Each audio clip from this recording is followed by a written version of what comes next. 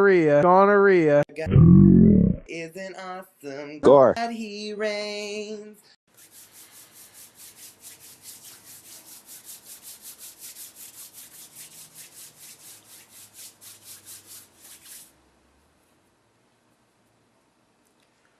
Boo! Got you again. I'm good. I'm a strategic scarer. You were scared. Hey, what's up everyone, and welcome to my 5th review for the month of Gorror, and this time I'm taking a look at Antiviral, which is a brand new Cronenberg film. Finally, we have a movie that isn't Cosmopolis, History of Violence, Eastern Promises, which all those, with the exclusion of Cosmopolis, are great films, don't get me wrong. But this is old school Cronenberg, David Cronenberg, of course. If you don't know who he is, look him up. I'm not going to explain who he is. But, of course, he made stuff like The Fly, the remake, the good one. I don't like the original. It's old, so I can't give it too much, negativity. But anyway, the remake is great. Videodrome. Oh god, Existence. He's made so many great, just screwed up, visually just messed up body horror films, and he's back. Oh wait, no he isn't, because this isn't David Cronenberg. Oh, it's definitely Cronenberg, but it's the guy that he shot out of his wiener. It's his son, Brandon Cronenberg. That's a great way to talk about birth. Shot him out of your wiener. There's your son. Have fun. But no, this is his first film, Brandon Cronenberg, the son of David Cronenberg. And this is a film that is definitely in vein with older Cronenberg films. So what did I think of Antiviral? Well, let's talk about the story. I'm going to have a little hard time explaining this one. Now, the story for Antiviral might seem a little confusing, but I'll do my best. Okay, I'll do my best at explaining it, so follow me here. The story follows Sid, who is played by Caleb Laundrie Jones, okay? He works for a company in the future. This is in the future. I think maybe like 10, 15 years in the future, okay? Or maybe it's just set in a completely different world or something. I don't know. It doesn't matter. A fictional world. It doesn't matter. Anyway, it's set in the future, though. We know that. And it follows Sid. He works for a company. So far, so good, okay? But this company specializes in something different, okay? This might sound just, a bit weird.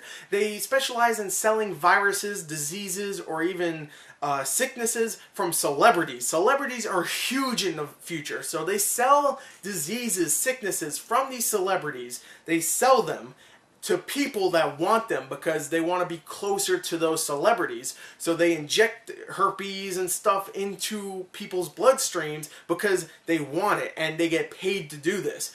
You follow me here? Okay, Sid works for them. He's a representative. I mean, he's a guy that sells it, whatever. Anyway, he's pretty much like a bank teller or something. He's just like, hey, guy, I mean, this looks good and stuff. Why don't we hook you up with some herpes? And that's weird, okay? But Sid also has another job, and this is a legal job, an illegal one, okay? He doesn't sell drugs. No, that would be pretty normal. I would actually be like, hey, that's cool. No, what he does is that he injects these diseases into his bloodstream, and illegally moves them out of this company without anybody knowing. He uses his body as an incubator, pretty much, and he goes to a meat market, and he gets the people to take it out of his bloodstream so they can make meat out of this. So they can make meat out of celebrity diseases, or just pretty much celebrity muscle tissue. Okay, you're following me here? You're probably not. Anyway, they make meat, which is disgusting. It's like the most disgusting looking meat, and people eat it and stuff. They're like, oh my god, Selena Gomez tastes great. And they don't say that in the film. But, anyway, Sid does that, but then this big star, this big starlet, who is just like the biggest one out there, is really sick. And he goes in there, he takes the disease out of her, he takes a sample of her blood and injects it into his bloodstream, and then she dies, and he's like, oh no. So he has the disease that woman has, and they can't get it out of him because they don't know what this disease is. So he has to find out a way to get this disease out of him before it kills him too. And along the way, there's just a bunch of weird shit that happens if the story itself wasn't weird enough. Now, if you want a movie that's just going to make you just feel weird, just like uncomfortable watching it, this is it. I mean, not only is the plot itself just disgusting in both accounts with the meat and the viruses, but it's just unsettling the way it's filmed, the way, like, there's barely a color palette. It's pretty much just white or grays or just darkness. It's very unsettling. All the characters, there's really no there's no character that's very lively or just wacky or something. Everybody speaks in a very just weird way, and just everybody's monotone, especially the main character, who is, first of all, creepy as hell to look at. I mean, I like that kid, I really do. Ever since I saw him in X-Men First Class, I always thought, hey, this guy, really good actor. And here, he is very good, don't get me wrong, but he is a creepy dude. Every time I see him, I'm like, oh my god. There are just some scenes that are just so disgustingly weird.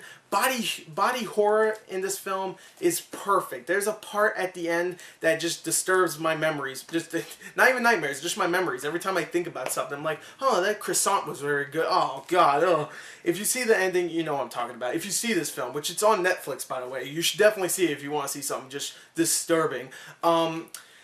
It's just, ugh. There's even a scene where he passes out from this disease that he has in him, in his bloodstream, and there's a whole, like this whole nightmare he has, which is just the creepiest thing, too. There's just so many scenes that I just felt weird watching it, but I was so happy I was, too, because at the end, even though you don't really connect with any of the characters, the dialogue itself isn't great, everything you see on the screen that makes you feel just gross, it should, because this is a horror film. It is. It might not be a serial killer horror film where people get hacked up into bits or something. There's no real body count. I think maybe like 1-2 people die. But it's not a typical horror film. It is a Cronenberg-esque horror film where, hey, people die, but it's not because, oh, there's a serial killer. No, it's just because it served the plot. And I just really enjoyed the film. Not everybody else is going to, especially if you didn't understand what the hell I was saying about the plot. Look, I'm rubbing my face because I don't know what to say about this film to people that aren't big Cronenberg fans or never seen a Cronenberg film before. If you haven't, then you're not going to like this film. You're not. You're just going to be like, what the fuck was that? But me, I loved it. I really did. If you like stuff that's just disgustingly weird but in a very good way, body horror, go check it out. It's really good in my opinion, but I can't give it too high of a score, so I'm gonna give it a 34 out of 40. Every time I think about this film, I'm like, ooh, and if it makes you go ooh every time you think about it, and in not a bad way, of course, then it's a good horror film. So definitely go check it out. I really enjoyed it. So there you go. There's my review for Antiviral. I hope you enjoyed it. Thank you, and goodbye.